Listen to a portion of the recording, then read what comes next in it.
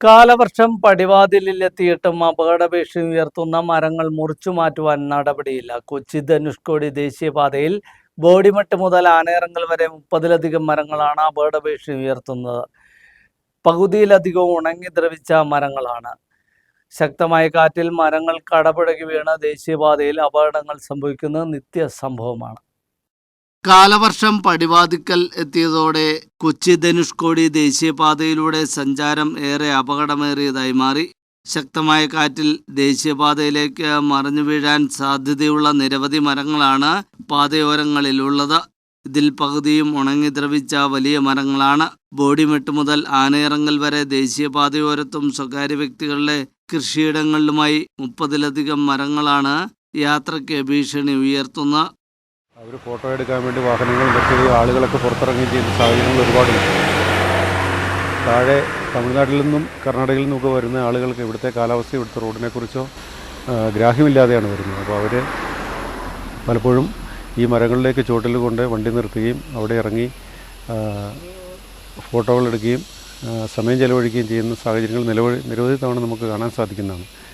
അപ്പോൾ അടിയന്തരമായിട്ട് സർക്കാർ ഇതിന് ഒരു പരിഹാരം കാണണം.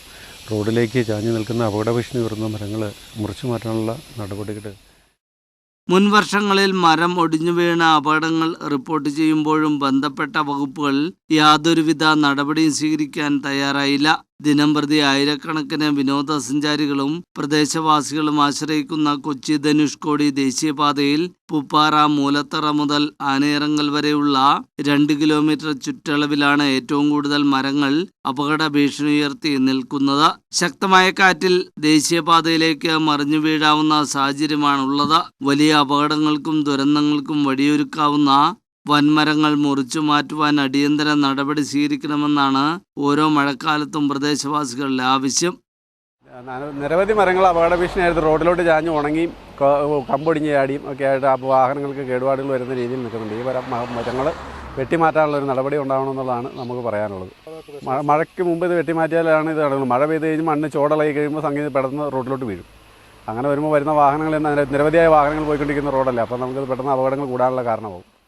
കഴിഞ്ഞ വർഷം ദേശീയപാതയിലൂടെ സഞ്ചരിച്ചു കൊണ്ടിരുന്ന വാഹനത്തിന് മുകളിലേക്ക് മരം ഒടിഞ്ഞു വീണ അപകടങ്ങൾ ഉണ്ടാവുകയും യാത്രക്കാർ മരിച്ച സംഭവം ഉണ്ടായിട്ടുണ്ട്. ന്യൂസ് ബ്യൂറോ, രാജകുമാരി.